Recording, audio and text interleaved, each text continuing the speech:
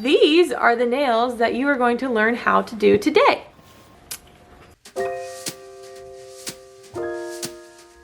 Hey guys, welcome to my channel. If you're new, welcome back if you're not. I wanted to do this video more specifically for everyone who is quarantined right now, who normally gets their nails done at a salon and can't go there right now because obviously nobody can really get their nails done when everybody's quarantined. As a lot of you know, I do my own nails from home with Revel Nails dip kit, I guess, dip powder kit stuff. I'm not associated with them, like I don't get any commission if you order from me or anything, but they're the only company that I've ordered from so far, and it's because they have really good quality powders and their prices are really nice. So compared to all of the other brands that are out there, I will try to explain dip powder nails in 30 seconds or less. I'm actually gonna time myself to see if I can do it because you guys know I'm long-winded. Okay, so dip powder is very similar to acrylic nails if you get them done at a salon. It's kind of an in-between between acrylic nails and regular nail polish or gel nail polish. So what you do is you just paint your nails with this one liquid, which is pretty much just like a nail polish, and then you dip it into a powder, and then you put a different type of liquid on it which hardens it, and then you can file it down and then put a top coat on it, and they make them look really nice and shiny, and they look really nice. Ooh! Okay, that was 30 seconds. That's pretty much what it is. So this video is actually going to be you guys watching me do my nails, and I will go through step by step on what to do. Oh, but I just wanted to let you know that I will have links to all of the tools that I'll be using and the tools that you need to do this at home. I will have listed below for you. So let's go ahead and get into it. So the first thing that I normally do is I file down. What you want to do is just make sure that you're filing all over your nail to make, like, rough up the surface a little bit, and then you want to go ahead and shape your fingernails. And I like to do the coffin shape. It's not a square and it's not an oval, but you kind of are filing it to almost a point, but it then squares off at the very end, like a coffin. So that's the nail shape that I like to go with. I think it looks best on my hands, but you guys can do whatever shape you want to, but this is how I like to do my nails.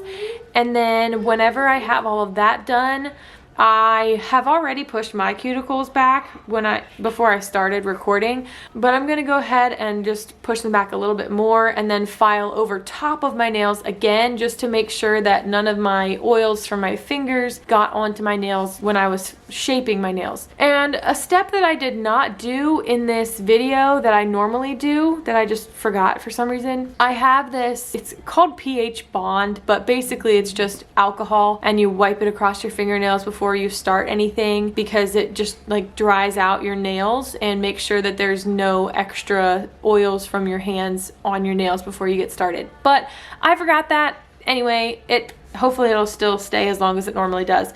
But once your nails are shaped and filed, then you're ready to go ahead and start with the application of the actual nail dip powders. So this is step one from Revel. This is basically clear nail polish that when you stick your finger into the powder, it sticks to the nail polish. The first step is to do one coat or one dip of clear. That will help during the removal process if you're like me and just like to file your nails down instead of actually removing them with acetone. But it also gives you a nice clean surface for when you're dipping your nail into your colored powder.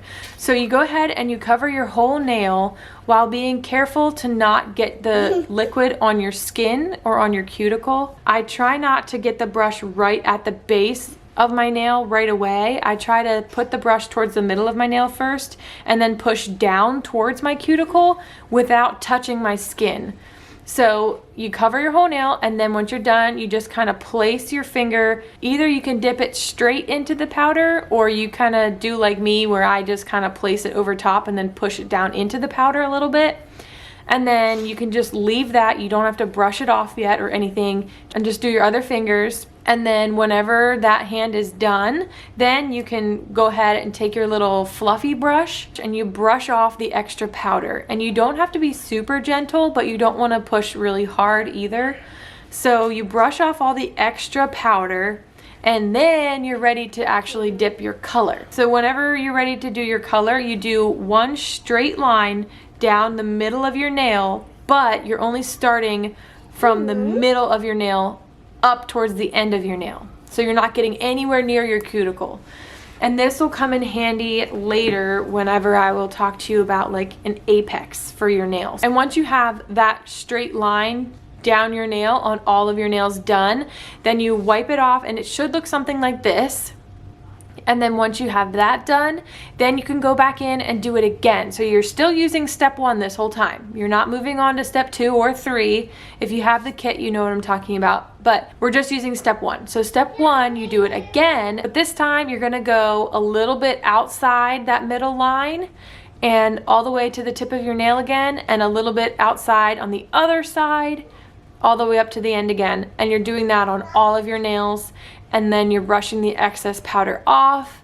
And then for the next coat, that's when you go the whole way down to your cuticle, but again, not touching your skin. If for some reason you do touch your skin, I did not have this in the video. I should have shown you guys what to do. But if you guys do get it all the way back onto your skin, just take a toothpick or something and just like run it along that cuticle line right there so that it kind of breaks it off from touching your skin. Because right now the powder is not super hard yet, so you can still kind of move it around. It still should be a little bit pliable, so if it touches your skin, you should be able to get it off if you notice it right away. So don't worry if you do get it on your skin and you're like, oh crap, what do I do? It's okay, just get a toothpick, you can fix it, it'll be fine. And then whenever you are done doing the whole nail, and again, just be careful, try not to get on your skin and work slowly, and don't have too much on your brush at a time. I didn't mention that before, but that's very important. Whenever you start brushing it on your nail, if you realize that you have too much,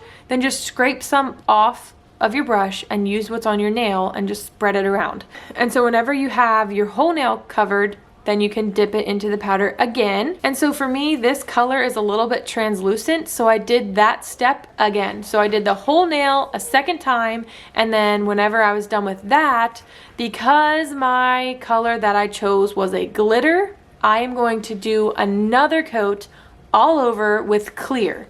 You don't have to do that if you just have a regular color, but with glitter, I highly recommend that you cover it with clear, because then whenever you're filing it down later, you're not filing off any glitter or turning or changing the color of the glitter or anything. So then I did another coat all over and I dipped it in the clear, and then once I was done that, again, you're brushing off after every coat. For me, whenever I started to brush it, if you notice that your brush is kind of sticking to your nail, that just means it's still tacky, so just dip it again. So that's what I did with my last coat of clear. It was still a little bit tacky, so I dipped each one of my fingers again into the powder. And once you're done all of those steps, the next step is very easy to do. It's step number 2. This is what makes your nails really hard. You just cover your whole nail. You don't have to be careful. This can get on your skin. It's not a big deal at all.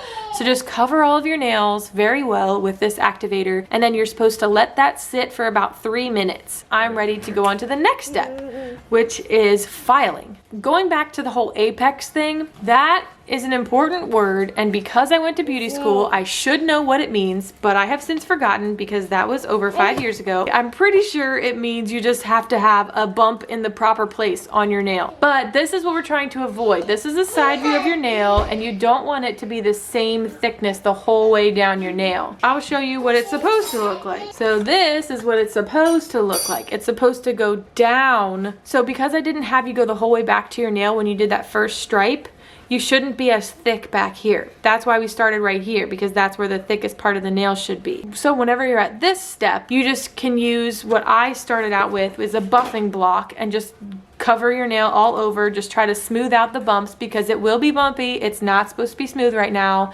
And the lines that you made before that had your shape of your nail, they are now bumpy too, so you have to straighten them back out.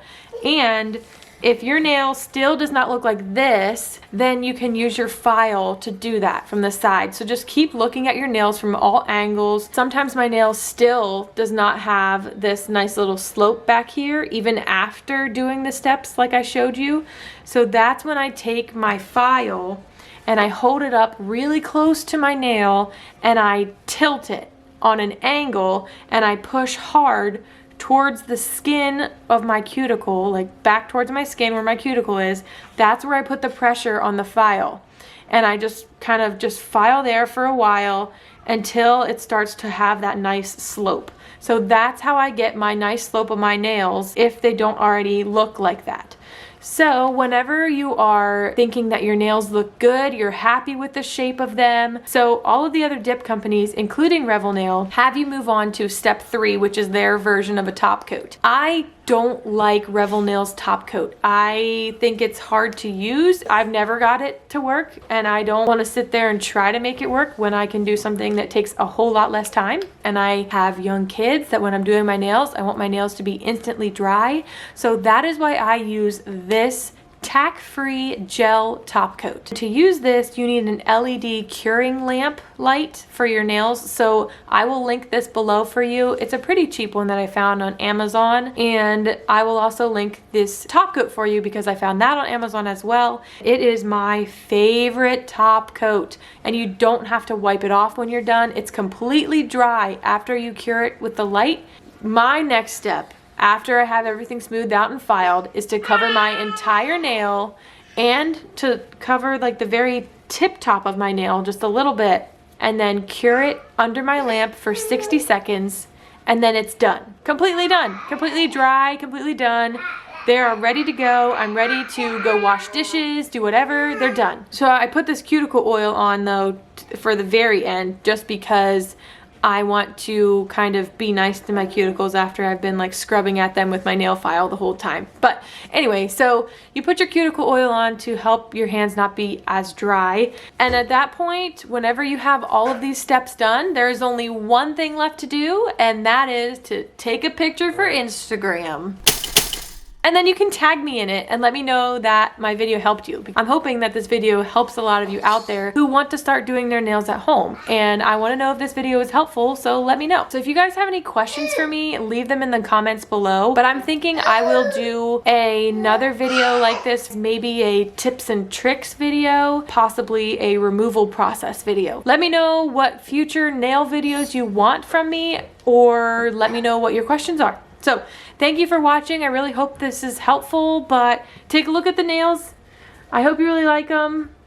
Yay! Thanks for watching, guys. Keep smiling, keep finding the joy. Thanks, bye! I will have links to everything below.